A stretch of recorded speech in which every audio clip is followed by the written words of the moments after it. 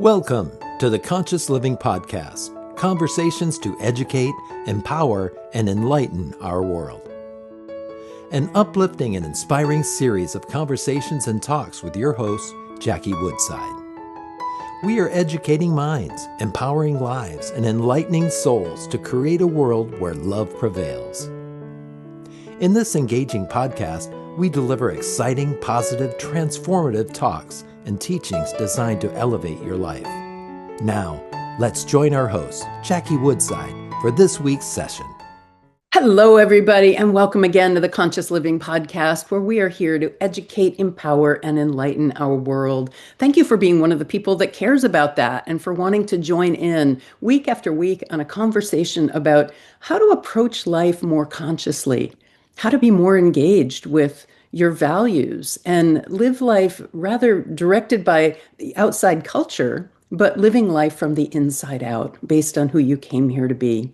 So I'm excited to really dive into a very interesting conversation with a man who has done just that. He lived his life off the beaten path for quite some time by walking for months and months and months from country to country and country across Europe. Gideon Enok, known as the Pilgrim Spirit, is, kind of his claim to fame is that he's a world traveler who spent more than 16 years exploring the world and has lived in several countries, including the US, Slovakia, Spain, Australia, New Zealand, and Switzerland. His physical and spiritual tests have included things like running marathons, doing 10 days silent retreats, and even a month of Ayurveda. So he's got some really interesting experiences to share with us. But most of all, it was in 2020 during COVID that as he was standing, really found his path by standing at the ocean side, and the ocean asked him, "Why don't you walk from Denmark to Santiago?" And 2 weeks later, he embarked on an epic journey through Europe during the 2020 worldwide pandemic, really having no idea why he was doing that, just trusting the unknown, leaning into his faith, living life consciously. So that experience transformed his life. It connected him with his favorite author, who became his mentor, and then in 2023 met the love of his life. And he's documented all of that into a really exciting book called The Pilgrim Spirit, which is coming out June 22nd. So it's just great to be with you, Gideon. I'm so excited to hear about your story and to learn from you. So welcome to the Conscious Living Podcast. Do you mind taking a couple of minutes to fleshing out that story and saying a bit more about yourself? Thank you very much. I really appreciate it. Look forward to the conversation.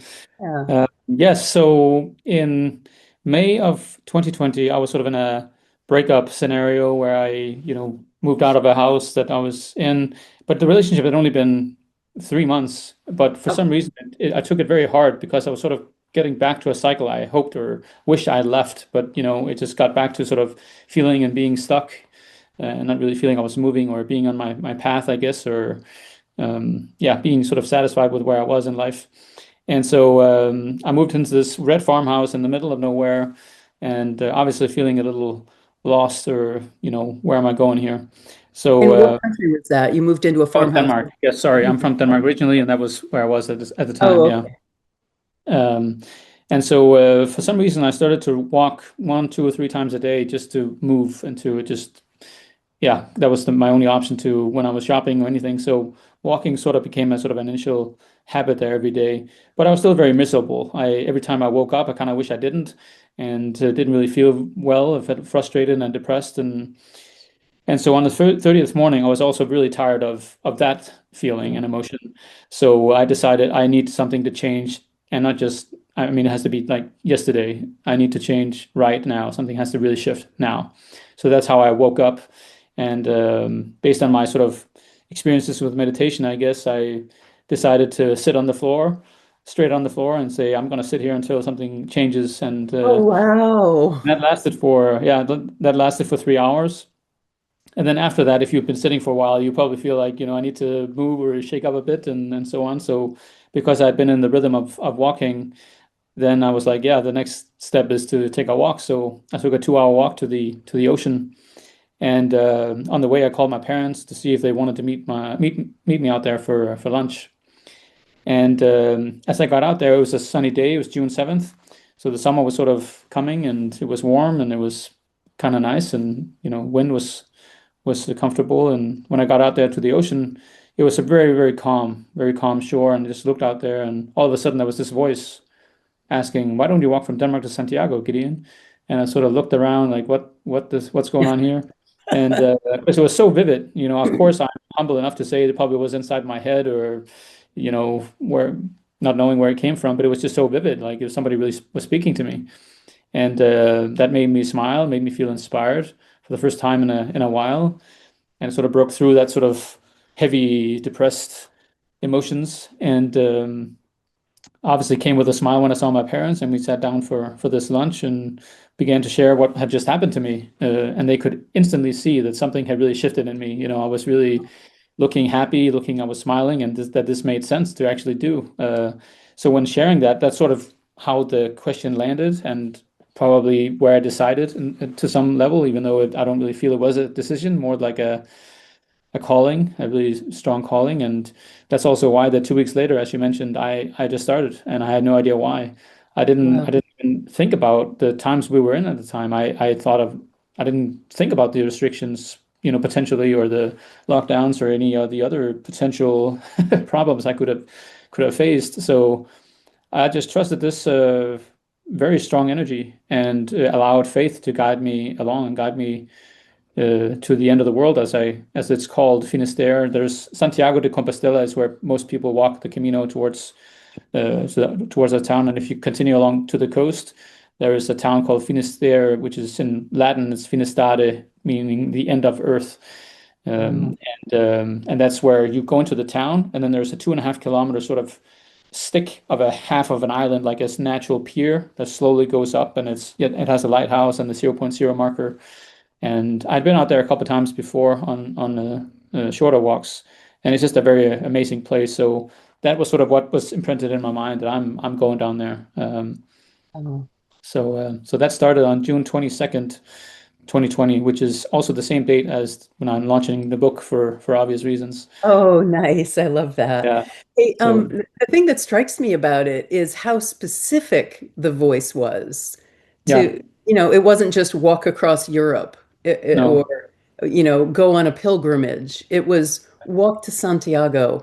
Have you ever made sense of that since it happened? I mean, I thought a lot about it, obviously, and now when having spent a lot of years in that, spiritual, personal development space kind of thing, I had this idea that a lot of people in the space, maybe including myself, hope or wish for that we encounter this magical thing that comes out of nowhere, that we have no influence on, but just comes out of nowhere and just gives us something of pure magic, or whatever you want to call it.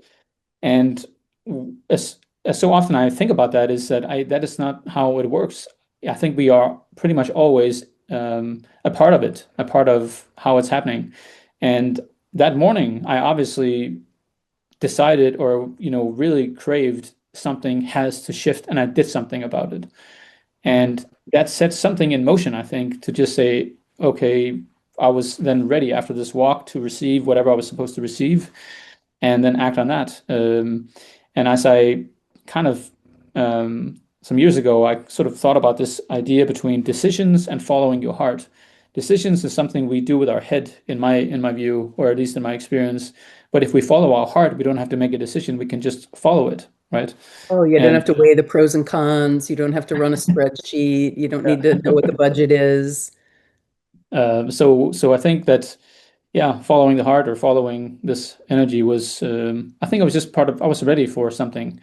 And since I've been traveling for 10 years up until that point, I'd done shorter walks. I'd walked across Spain in 2014, also, yeah, 900 kilometers, and then up through Portugal the summer after in 2015. So I had experience to embark on this. I knew what the daily, day-to-day kind of thing would be like, in somewhat. But of course, it would be over a lot longer period of time, and I'm in very uncertain times, as well as also having to carry a tent and a little bit more things to accomplish it. But overall, yeah, that's how I would answer it. Now, why had you done those other pilgrimages in 2014 and 2015? Well, that was yeah, that's a good question. I mean, I was in a coaching group back in 2012 where I began to sort of develop this idea, should I be a coach or this idea? And the branding that I got made was Journey. There was a guy in the coaching group that would call me Journey Navigator. That fits you. Oh, okay, that makes sense. And then I got had this project developing called Your Unique Journey, which was also sort of with a road walking and so on. And so before I even started walking, there was obviously something inside of me that was attracted to this road that had no end in sight, and you were just on it. Yeah. And so I think that, and I also watched the movie The Way, if you're familiar with that, Martin Sheen and Emilio Estevez. I highly recommend that movie for anybody who's interested in the Camino. It's a very good depiction of how the Camino de Santiago is, and Martin Sheen and Emilio Estevez has such a loving bond in reality, but also that they portrayed in this son and father movie, and that was I saw that in 2011, and then there was just different things that just inspired me to sort of there was the things that was keep talking to me, just maybe like the ocean voice that okay, you need to watch a movie. I need to. There was people who was talking about the Camino, even though I hadn't done it. I picked up a book, Paulo Coelho's book, The Pilgrimage, from my old basketball coach's home in 2000 and the summer of 2000 or the winter of 2014 maybe. And then I was like, okay, this is about the Camino. Okay, I need to go now. So, Oh, so wow. yeah, so it was almost like, okay, I need to kind of do this now. So I was sort of pushed in that direction, and fell in love with it. It was just an amazing way to experience a country and also traveling. I really think that, yeah, it's nice to experience a country when you drive around and fly around, but if you walk through a country, you really get connected to the people, the food, the culture, and so on in a very different way than yeah, than if you sort of skip around as a tourist. Yeah. So how long were those shorter ones in 2014 and 2015? How long did you do that? yeah, so that was 42 days from Oh, the wow. border of France to the coast again, the first time. And Portugal was a little bit shorter from Lisbon up to Santiago on the coast. So that was 720 about kilometers, I think it was. Wow. Mm. And then your long pilgrimage that you wrote the book about, that was 5 months of That walking? was 5 months. Yes. So So big, tell us big thing. about it. What were your days like, and what did you encounter? How'd you feed yourself? You mentioned having a tent. So where'd you sleep? Like just run us through what that was like. Yeah, so the general rhythm was waking up and sort of looking ahead, where am I ending today? And is it 20, 30, 40 kilometers? And sometimes it was long days because like the Camino in France or in Spain is very curated for pilgrims. So that's set up, it's almost impossible not to find a place to sleep because it's just made for it now. But between Germany and France, there's definitely pilgrim hostels, a few places, but definitely not.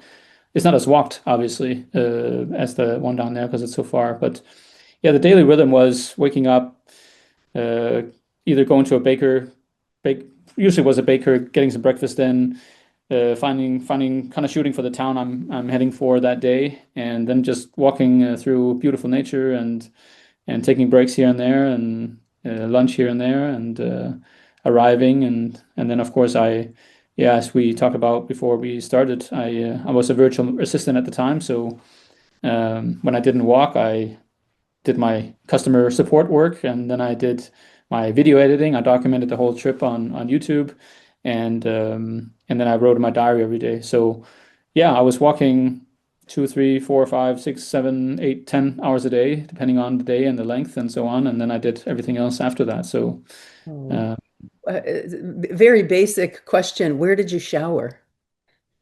I mean, usually if I went to a camping site, they Oh, usually okay. have, those Sure. Yeah, yeah, options yeah. there. They would have, yeah. Yeah, and if So you I were either in a hostel or a camping site, so yeah, you yeah, it you was had always sort of okay. in an environment where that was possible. So Okay. So you mapped out the whole trip before you left. yes, so in Europe there's actually Camino paths throughout Europe. If you see a picture of it, it's almost like veins in a in a body, where you see sort of the vein, yeah, the roads or the paths going towards Santiago. And so I chose the one that was sort of, I guess, the shortest one kind of thing, to through Germany and Belgium and through France and Paris and so on. Of course, I kind of curated it so I hit Paris and hit the bigger cities. But yes, I kind of made up the path myself, even though there were markers along the way, the Camino markers. Yeah. So yes, yeah. And, Gideon, I have so many questions about the journey itself. First, so I'll ask you two questions, which I know you're not supposed to do as an interviewer, but they're both in my head and I don't want to lose them. And then you can decide where you want to jump in. The first question is like, so what did you do while you walked? Did you listen to podcasts? Did you talk on the phone? Like, or did you just Mm. walk? Did you pray? Did you meditate? Anyway, so that's the first question. What'd you do while you walked? And then the second question is a little deeper than that, and maybe they're linked. Maybe it's why they both popped into my head. The second question is, what got revealed for you? Like, what awakenings did you have? How did it change you? Mm. Yeah, the second question is probably yeah, that's a longer one. We can have that's good. That's a second question. The first question, yes, I mean in the beginning, I did definitely listen to some podcast or some music or something sometimes, especially during the end of the day, the last 4 or 5 kilometers when it was just rough to get through. Yeah, I Yeah, definitely listened to more music though at that time than in the beginning of the day. Um, and but in the beginning, I was going through a transition in terms of being sort of very resentful to the relationship I was leaving and very angry. I almost had like a weird dialogue with me and her, not her not being part of it, and sometimes I right. was just really angry and frustrated and so on. So So I'm talking to assuming myself a she lot. ended the relationship, not you. Say again? I assume she ended the relationship and not you. Yes. Yeah. And you Uh, didn't see it coming, it sounds like. Well, I was probably a little ignorant, and that was another part of this whole journey is that I haven't really been good at standing up for myself and really sort of have some self-respect to say, I mean, do I really want this? Because if I really looked at it from a objective point of view, I would probably not wanting to be a part of it anyway. But I was sort of submissive and a bit suppressing my own values, I guess, and so on. So if I hadn't done that, I would probably not have been in the relationship in the first place. Wow. Uh, and that's also kind of part of maybe the second question is I think that I was in a personal, the whole walk was actually a big personal transition as well in some way. It was also going from a place I didn't want to be in anymore. I didn't want to be this boy who didn't take responsibility for his life. Uh, but I wanted to be a man who could take responsibility for his life, stand up for himself, and be respectful to both myself and others, and know what my boundaries was and what my path was and so on. So um, the that was definitely a bigger part of the outcome, and also one of the things I have in the end of the book. I have sort of an epilogue that's called Reflections, where I have these 8 points, a short story before and a short story after, and then 8 points that sort of defines my experience or defines these things that I learned or got out of it. And one of them is have self-respect, respect yourself, have boundaries. And that's something that has really helped me and my current partner is that we talk about our boundaries. So if her and I are talking about certain things, we will tell each other, this is my boundary, so that it's clear. And because I think that there is a healthy respect that we have for each other when we say, this is not okay for me. Yeah. And I think I've definitely been gotten a lot better at that. And I think that was definitely one of the fundamental things I got from this long journey was to kind of slowly, at least, allow that to Yeah. grow on. So My spouse and I have a rule in our relationship that's similar, where you say you have a boundary. We say whoever feels the strongest about something wins. okay, Yeah. Whoever feels the strongest about something wins. And yeah, 26 years into our marriage, it still works very well for us. nice. That's good. Yeah, Yeah, yeah. it So looks like that. it sounds like you kind of grew into yourself in that 5 month pilgrimage. Okay. You said you wrote in your diary every day. What kinds of reflections would you record? Yeah, so I think that it was definitely more personal to what I wrote in my diary than what I shared on video. And that's probably obvious, maybe, but I think I was in my diary, I was rambling on about a lot of things that I was probably a bit cynical about. Or I think to connect the two with each other, the diary part and the actual experience part. I often, or in the book, I talk about the three phases of the Camino, or the three phases of life, which is not an original idea. I didn't come up with it. It was a pilgrim back in the day in 2014 that shared it with me, and many pilgrims talk about it, which is about the physical, mental, and spiritual phase of this pilgrimage, or this journey, which you can relate to many other things in life, in terms of when you embark on something new. Where on the French way of the Camino, a lot of people have studied the Camino, read books about it, and are excited about getting started. But the physical phase is this kind of surface type of phase where you're not really sure of you're motivated to be here, you're excited about it, you know it's a big deal, and you know it's historic and everything, but you haven't had the experience yet, so you don't really know until you've sort of gotten started. And it takes about, 10 to 14 days to get used to walking, 10, 15 Yeah. miles a day. And Yeah. and first after that, you slowly get into this mental phase because you have gotten used to the physical aspect of it all, where you then in the mental phase go a bit deeper. And that's also what's kind of the beauty of the French way of the Camino, is that in the middle, after Burgos, which is after about 2 weeks, the first big city, you go into this place of Spain, the northern Spain, called the Meseta, which is completely flat and sparse of trees. You see nothing around. You see, I mean, mountains way in the back, but there's nothing to really distract you, like the first couple of weeks where there were cities and interesting historical things and, nature and whatever else, and your own excitement, maybe. And then you get out there, are less distracted. You can't, yeah, you're just there, and you are almost faced, just like in meditation, to go inwards and go through the traumas, the darkness, the negativity, the suppressed, whatever it may be, things. And and that's where emotions obviously can come through as anger, frustration, sadness, tears, and whatever else we have locked in there. Because when we have not been taught to really be with our emotions, we contract because of fear, right? And we contract those emotions into our muscles and our bones. And because we're moving every day, it helps to release that into our body, and that has to be released, and it can only be done through your body. So you have to before it's out there and finished in you. And that's the beautiful part about the whole experience, is that you go through these very difficult days, but because you're walking literally through them, you feel such a difference, because you slowly and gradually let go of these emotional and mental onion layers, or whatever you want to call them. And after that, you slowly integrate the new you while you walk. So it's sort of, it goes both ways, right? And then the more you have let go of, and the closer you are to maybe getting used to being a pilgrim, because it's still, it takes a few weeks or a month to really get into this. Okay, and this is my life now. This is what I'm doing. And then when you've let go of something really heavy and so on, it begins to go into a deeper level, which is the spiritual phase, where you connect with yourself more, you connect with the people around you more, you maybe have let go of these things that has felt more of a burden on these things. And that's another part. A lot of people, they carry a burden as a rock. And then there's a place on the French way of the Camino where you let that go, called Cruz de Ferro. It's the tallest place on the Camino, where there is this long kind of a pole where there's a cross on top, and people come there with their rocks or their burdens, and symbolically letting it go there, which is toward the end of the Camino, which is because that's when you're ready.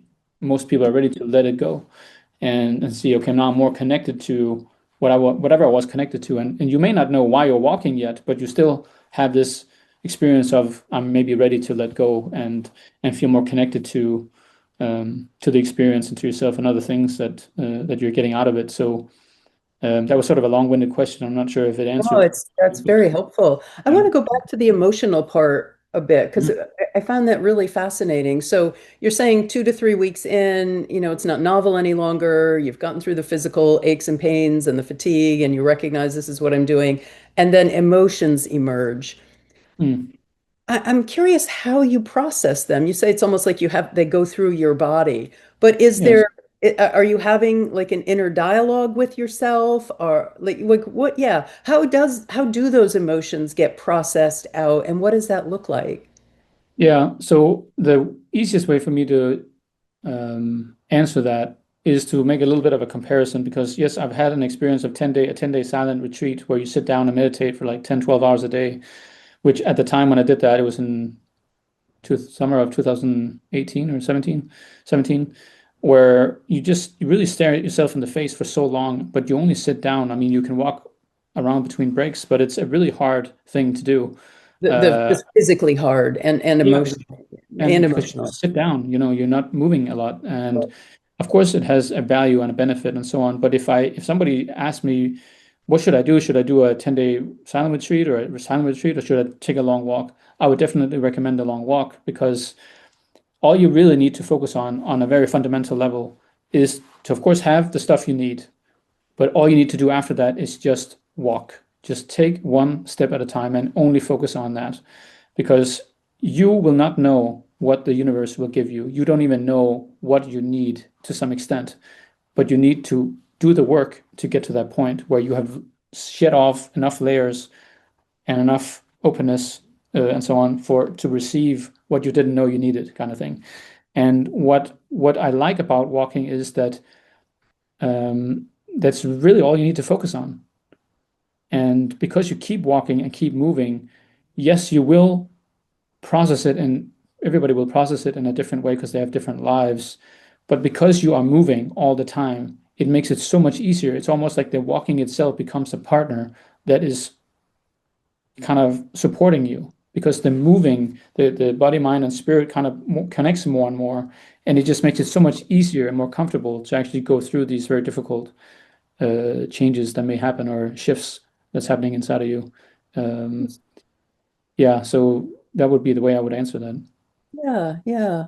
What major revelations did you have either through any of these really? So you've Mm. done a lot of challenging things. You've run marathons. You did a month of Ayurveda, which by the way, I don't know exactly. I mean, I know what Ayurveda is, but I don't know what that means that you did 30 days of Ayurveda, but I'd love to hear about that as well.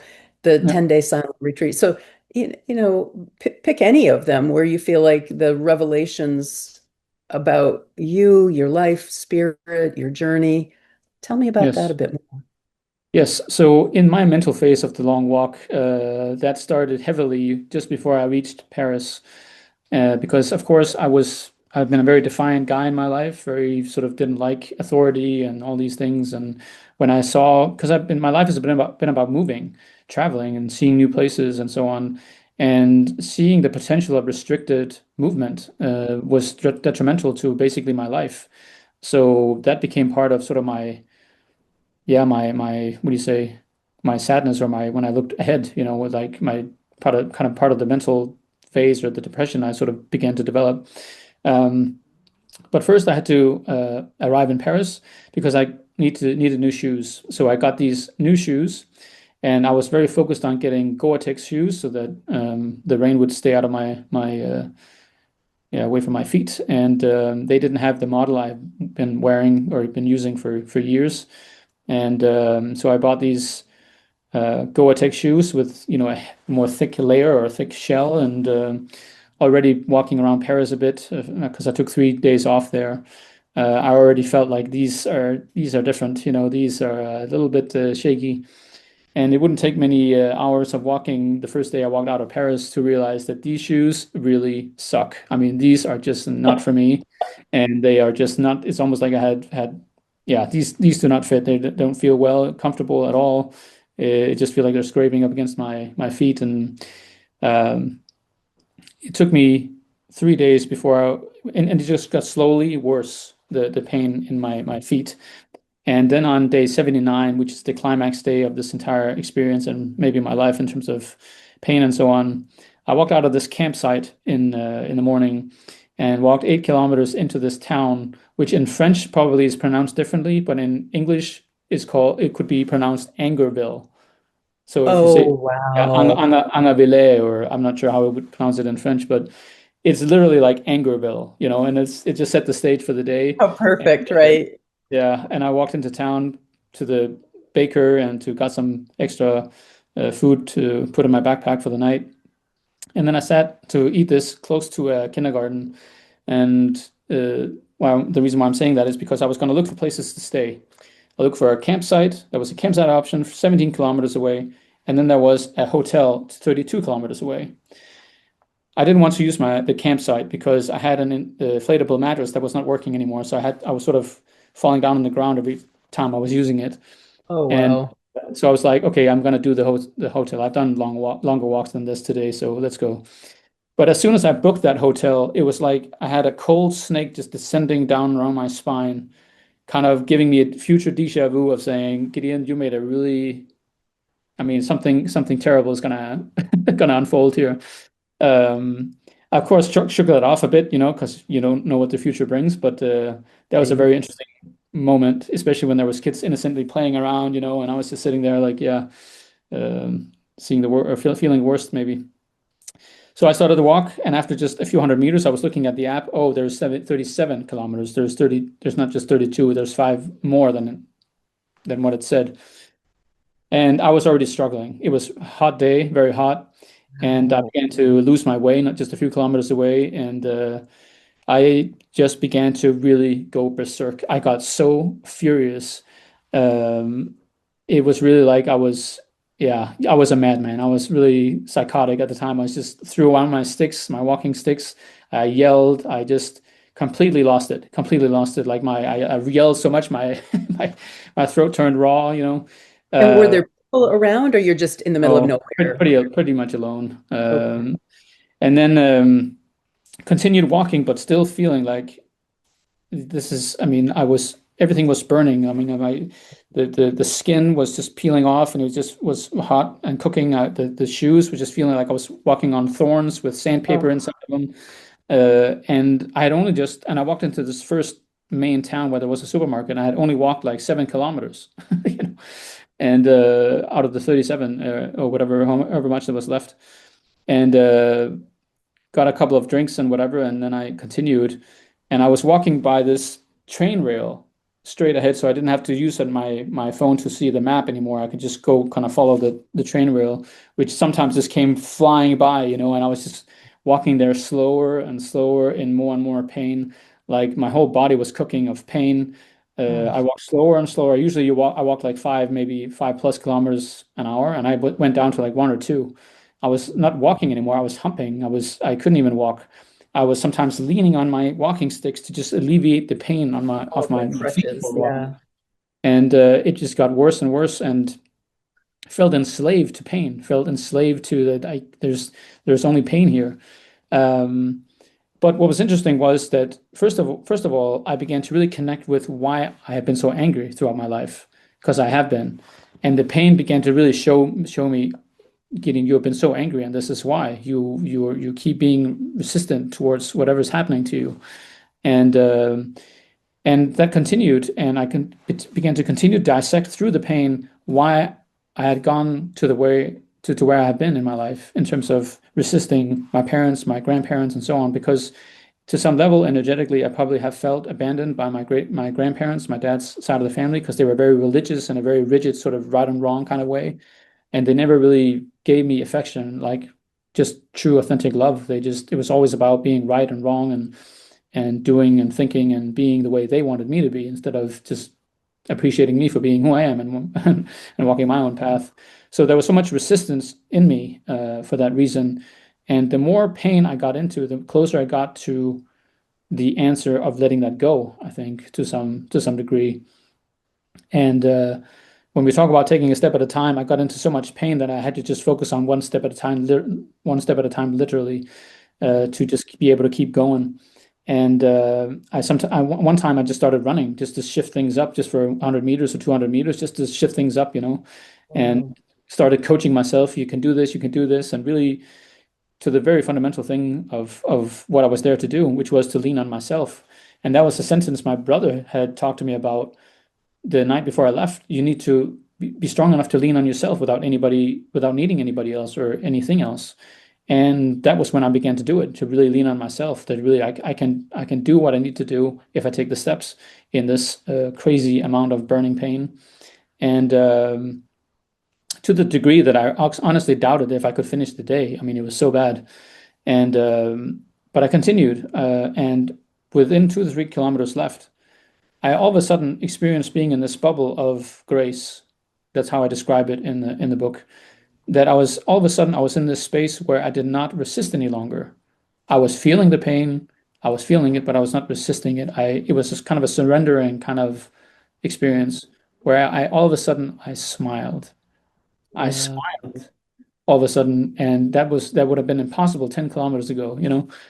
I Wow. just smiled and was just in this space of presence, grace, whatever, feeling the burning of all the stuff I was going through, but not just that day, maybe my whole life, where I was sort of like, okay, I don't need to resist any longer. I don't need to fight people. I don't need to fight my family. I don't need to fight and resist these things I have for so long. And that planted seeds, you know, and when I finished the day and sat on the end of the bed, it was just very clear that something significant had happened here. And finally was able to sort of let go of all this, yeah, Wow. shit that was going on inside of me that I felt I was not in control of, but maybe didn't have to be in control of, could just let go of, right? Um, And so since then, have you moved into kind of the presence of acceptance and surrender as a way of being? yeah, I think that one of the ways that one of the key points, key things I've gotten with this long walk and especially the experience of and the therapeutic experience of writing my book is that I got connected to my favorite author, and he became my writing mentor.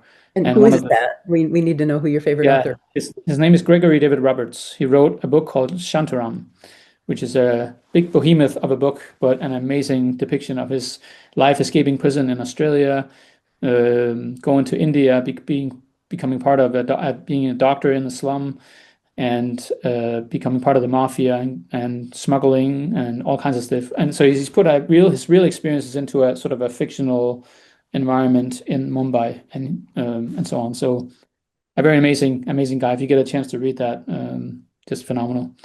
And so in the beginning, when we started working together, he pointed out, Gideon, you are judging here when he was going through some of my writing. And he suggested or said, you need to write with humility. And Mm, based on your question, that has been the key sort of gift that I've been given is to keep focusing on being humble towards yourself, the world, the people around you. You do not know everything. You don't judging them does not help, and uh, fighting them and resisting whatever they said just because it makes no positive difference. My grandparents didn't act the way they did because they wanted the worst for me. They wanted the best for me. They just did it in a way that was very opposite the way I would do it, maybe. But it doesn't, you know. So I was learning to kind of forgive them and not um, judge them for how they acted or had been acting, even though that was a very common thing in our family to judge them. Um, and a couple of years after the walk, I got a chance to sit down next to my grandmother, my dad's mother, and she had had aneurysms, so she had a harder time remembering things, which meant that she was present, and she had never been talking the way she did before when she did the way she did that day. She was talking about instead of what was best or worst or right or wrong, she said whatever is good for me. And that's when I understood that presence creates humility in some way. And in that mm, moment, I have never resisted her for anything she's ever done for me because I got that moment with her because I experienced that, oh, she's just now she's present. yeah. Her history is not part of her anymore. She's just present with us here. And that was a very special moment to finally see her, uh, yeah, see each other for how we probably both wanted to see each other, but was unable to for whatever the reasons were. So that was also a very healing moment. That was sort of an extension of the walk or this moment on day 79. So What a beautiful transformation. That's a great story, Gideon. yeah, I know your book is coming out June 22nd, right? Can yes. people pre-order the book or Um, look at that? Beautiful. Oh, what a beautiful cover. Who's yeah, publishing?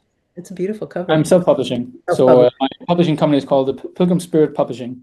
Oh, beautiful. I love that. And Gideon, congratulations. So people can get it on any so of the platforms? yes, it will be on Amazon. And if you already want to, I don't know, I'm not sure when this comes out, but if you just want to have a look and have a read, you can go to my website, thepilgrimspirit.com, and read the first chapter Oh, and see great, if it's great. something for you, and then and so on. So, and I'm also gonna be having the option where I'm gonna trying to have weekly calls for people who are interested in the Camino or long walks or traveling and so on, to just be able to answer questions every Friday at 12 Central European time. So that might not be possible right now for the US peeps. I might have to move that, but Right, right. That would be kind of um, early-ish for US peeps. But yeah, but what we'll do is we'll plan for this to come out right around the time that your book is released. So people can yes, go right to Amazon and order your new book, The Pilgrim's Spirit. What a wonderful story. I actually got a lot out of what you've shared about acceptance and surrender, and then underpinning that is humility. And what a beautiful story, and what a beautiful contribution you're being to humanity to bring that message forward through how you live your life. So, yeah. Gideon, thank you so much for being my guest on the Conscious Living podcast. Anything you want to leave us with today? Well, keep taking the steps. You know, sometimes life is hard, and sometimes it has to be because we need to learn something. And luckily, we have two legs, I should say, to take the steps with. Yeah. And even though it could be doesn't have to be on a long walk necessarily, it can also just simply be in your daily life. Keep going. Don't Just give up. take that next step. That's a great motto. Keep going. All right, Gideon, thank you so much for being with us. Likewise, thank you for having me.